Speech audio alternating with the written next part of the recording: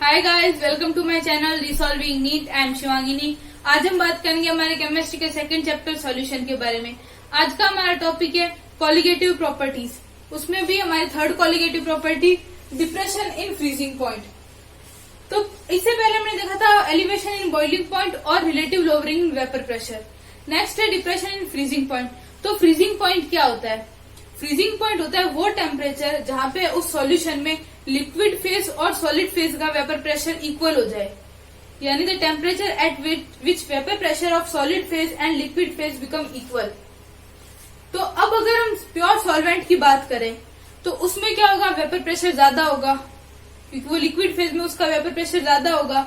लेकिन अगर हम सॉल्यूशन की बात करें तो सॉल्यूशन में क्या आ गए, कुछ सॉलिड पार्टिकल्स आ गए। तो एक तरह से जैसे पहले भी मैंने बताया था कि इम्प्योरिटी मान सकते हैं उसको, तो उसको हमने इम्प्योरिटी बोल दिया।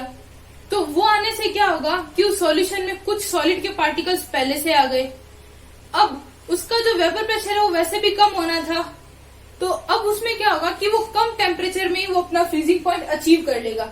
यानी उसका सॉलिड और लिक्विड फेज का वेपर प्रेशर बराबर आने के लिए हमें बहुत कम टेम्परेचर रिक्वायर्ड होगा कंपैरेटिवली प्योर सॉल्वेंट के, क्योंकि प्योर सॉल्वेंट में सिर्फ लिक्विड है तो उसका वेपर प्रेशर भी ज्यादा है, तो उसको ज्यादा टेम्परेचर चाहिएगा। तो उसको हम ग्राफिकली देखते हैं कि अगर हमने वाई एक्सिस पे वेपर प्रेशर लिया और एक्स एक्सिस पे हमने टेम्परेचर लिया केल्विन में, तो ये हमने मान लिया किसी हमारे प्योर सॉल्वेंट के लिए। और नेक्स्ट लाइन जो हमारे सॉल्यूशन की है, तो जो सॉल्वेंट है वहां पे जो फ्रीजिंग पॉइंट, हम बात करें फ्रीजिंग पॉइंट कहाँ पे अचीव होगा, तो फ्रीजिंग पॉइंट अचीव हो रहा है यहाँ पे, इस पॉइंट पे। यहाँ पे आने के बाद में वो जो सॉल्वेंट है वो फ्रीज हो रहा है, या उसको हम फ्रोजन सॉल्वेंट भी बोल सकते हैं। तो उसके बाद में इस टेम्परेचर को हमने नाम दे दिया TF0, और ये हमारे यहाँ पे हमारा जो सॉल्यूशन है वो फ्रीज हो रहा है, तो इसको हमने नाम दे दिया TF। इन दोनों के बीच का डिफरेंस क्या हो गया, डेल्टा TF। तो अब हमें निकालना है डिप्रेशन इन फ्रीजिंग पॉइंट। तो डिप्रेशन इन फ्रीजिंग पॉइंट क्या हो जाएगा, delta TF। Delta TF equals to TF0 minus TF। अब ये भी सेम बॉइलिंग पॉइंट की तरह है, जैसे उसमें हमने डिराइव किया था वैसे ही सेम इसमें भी हमें डिराइव करना है।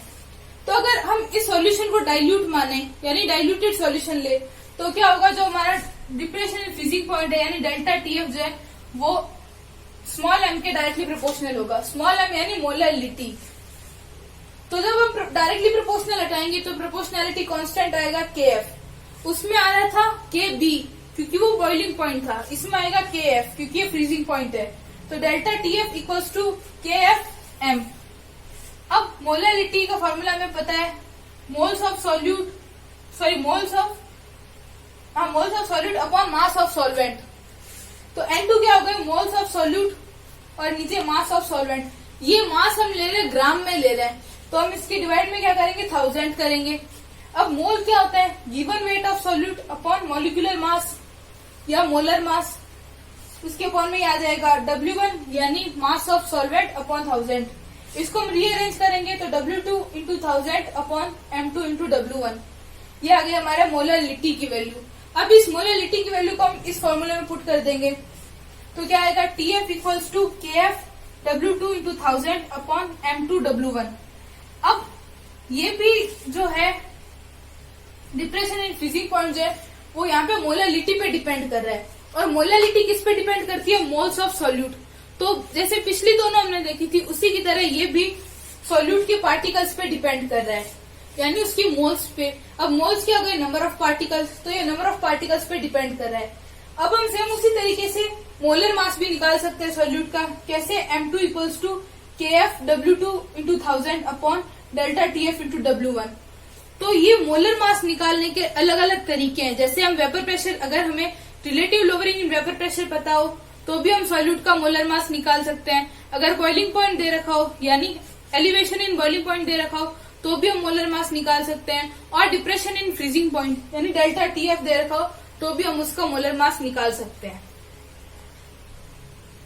तो अब हम इसके एग्जाम्पल देखते हैं। जैसे हम कंपेयर करते हैं पानी को और चाशनी को, तो ये इसको हम as a elevation in boiling point भी देख सकते हैं और डिप्रेशन इन फ्रीजिंग पॉइंट भी देख सकते हैं। पहले हम बॉइलिंग पॉइंट की बात करते हैं कि हम पानी को जब हम उबालते हैं तो वो बॉयल जल्दी होता है कंपैरेटिवली। पानी नॉर्मली 100 डिग्री सेल्सियस पे वो वेपर बनना स्टार्ट हो जाता है, लेकिन वही अगर अब पानी तो वॉलेटाइल है, लेकिन जो चीनी हम उसमें डाल रहे हैं वो एक नॉन वॉलेटाइल सॉल्यूट है। तो सॉल्यूशन कैसा हो गया? Non volatile solution. अब हम चीनी को उसमें डाल रहे हैं और उसको गर्म कर रहे हैं, तो वो कंपैरेटिवली लेट बॉईल होगा, उसको टेम्परेचर ज्यादा चाहिए। नॉर्मल पानी को टेम्परेचर कम चाहिएगा बॉईल होने के लिए, और चाशनी को टेम्परेचर ज्यादा चाहिएगा। तो ये क्या हो गया हमारा? Elevation in boiling point. जैसे इसको हम देख भी सकते हैं कि अगर नॉर्मली हम पानी को और चाशनी को दोनों को बॉईल करें, सेम टेम्परेचर पे नहीं, सेम कंडीशन तक, यानी हमने जो हमारा बॉइलिंग पॉइंट का क्राइटेरिया है उसको सेम रख के दोनों को बॉईल किया, तो वही अगर पानी अगर हमारे हाथ पे गिर जाए तो इतना नहीं जलेगा। अगर उसी के कंपैरिजन में अगर चाशनी गिर जाए हाथ पे तो बहुत जल्दी हमारी जलन होगी, या बहुत ज्यादा स्किन का जो पार्ट है वो ज्यादा अफेक्टेड होगा। अब ये तो हमने ले लिया as elevation in boiling point. Next हम लेते हैं as depression in freezing point. तो अगर पानी को हमने बॉईल किया तो उसको ठंडा होने में ज्यादा टाइम लगेगा। अब कंपैरेटिवली बात करें तो चाशनी, अब हमने बात की नंबर ऑफ सॉल्यूट पार्टिकल्स।